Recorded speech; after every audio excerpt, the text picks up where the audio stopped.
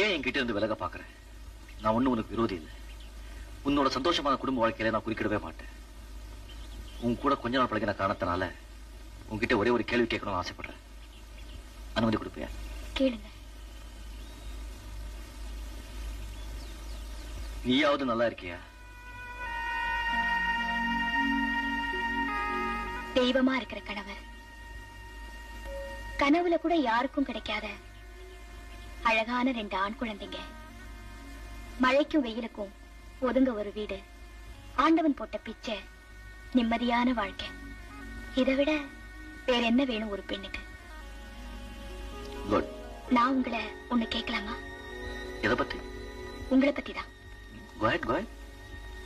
நீயாவது நல்லா இருக்கியான்னு கேட்டீங்களே, அதுக்கு என்ன அர்த்தம்? நான் சாதாரணமா நல்லா இருக்கியான்னு கேட்டுட்டு பதிலுக்கு நீ என்ன விசாரிக்கலன்னா இதே வெடிச்சு